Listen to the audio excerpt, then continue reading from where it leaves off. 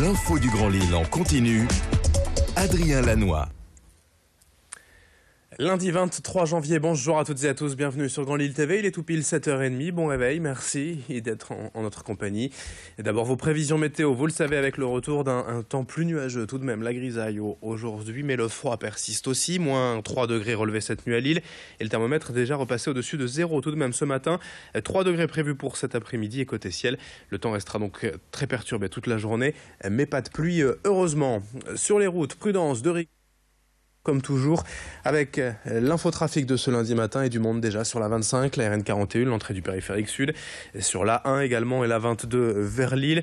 Et puis sachez que la métropole lilloise est toujours en alerte pollution aux particules fines. Le préfet est donc obligé encore une fois à réduire la vitesse de 20 km/h aujourd'hui sur les routes de la région. L'actualité est du jour évidemment, la politique et la primaire à gauche. Le premier tour s'est déroulé hier et c'est donc Benoît Hamon qui arrive en tête devant Manuel Valls. Un peu plus de 64 000 personnes sont allées voter hier dans le Nord et le Pas-de-Calais pour des résultats sensiblement identiques à la tendance nationale. Dans le département du Nord précisément, Benoît Hamon cumule 40,23% des voix. Manuel Valls 29,77%. Vient ensuite Arnaud Montebourg avec 17,29%. Puis Vincent Payon, François de Rugy, Sylvia Pinel et Jean-Luc Bellamias. La première secrétaire du Parti Socialiste dans le Nord, Martine Filleul, sera tout à l'heure notre invitée à 10h sur ce plateau pour commenter et analyser avec nous les résultats, la participation et les perspectives du second tour. Autre information ce matin, la volonté de la mairie de Lille de solliciter l'avis des nordistes en vue de la braderie 2017. Après l'annulation de l'événement l'an dernier pour cause de menaces terroristes, la ville lance un appel à idées sur son site internet.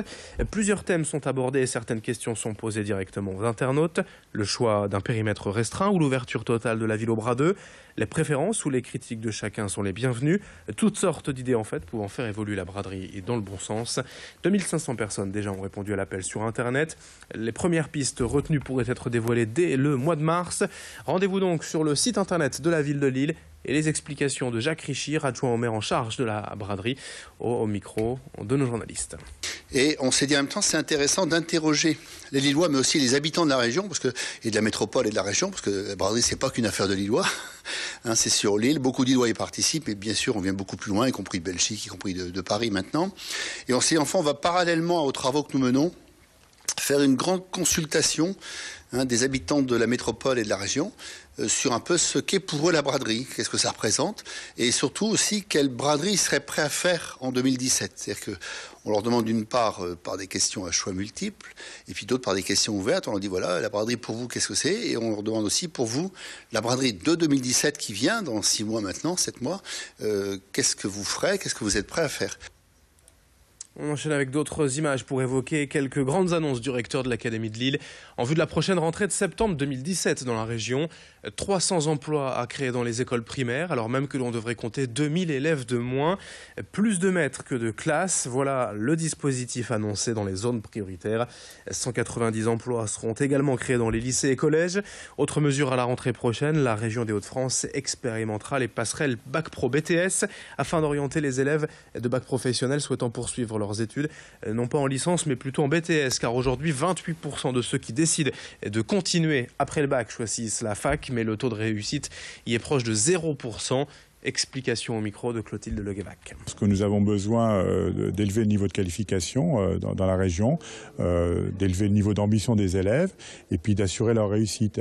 Dans la mesure où de plus en plus de bac pro vont maintenant dans le supérieur, il faut leur assurer les conditions de réussite et l'expérimentation justement bac pro BTS qui consiste à orienter les élèves de bac professionnel en BTS leur augmente les chances de réussite. On rattrape le retard, mais pour rattraper le retard, il faut envoyer davantage d'élèves sur le supérieur.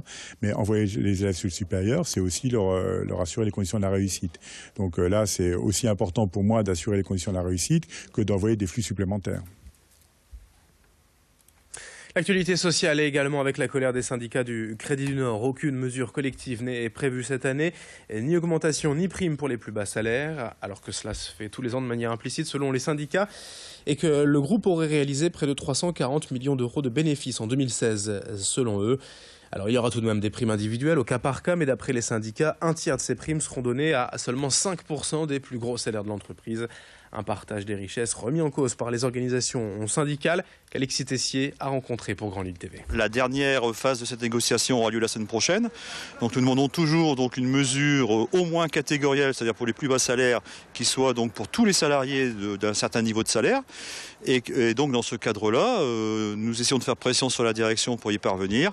Et notamment, nous sommes en train d'envisager donc une manifestation devant les sièges centraux, sur le siège central à Paris et le siège social à Lille, avec une distribution de tracts aux salariés et aux clients qui rentreront dans la banque, de façon à bien leur faire savoir que la situation n'est pas admissible et que nous espérons toujours pouvoir la faire évoluer dans un sens positif pour les salariés.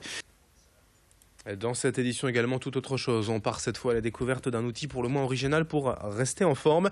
Le PowerPlate, ici dans ce centre de coaching. Ce plateau vibrant a tout de suite séduit les utilisateurs. À son apparition il y a 11 ans, on peut en fait facilement travailler toutes les parties du corps. Et l'intérêt, c'est une remise en forme en moins de temps et presque sans effort.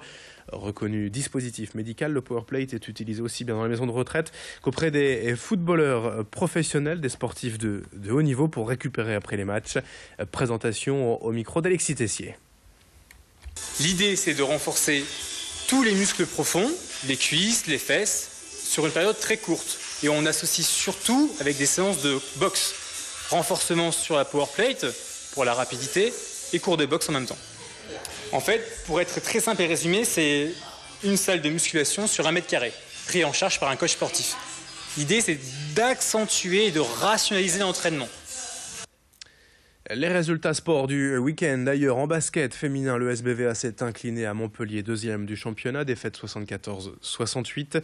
En Pro B, le LMBC a également été battu par Blois, 97-94 vendredi soir à domicile. En football en Ligue 1, le LOSC a fait match nul, un but partout à Dijon samedi soir. En volleyball, le TLM Tourcoing a dominé le Plessis-Robinson. Vendredi à domicile, 3-0 pour les volleyeurs nordistes. Un mot de handball aussi, bien sûr, qualifié pour les quarts de finale du championnat du monde de hand après sa victoire face à l'Islande. Samedi au stade Pierre-Mauroy, l'équipe de France jouera sa place en demi-finale.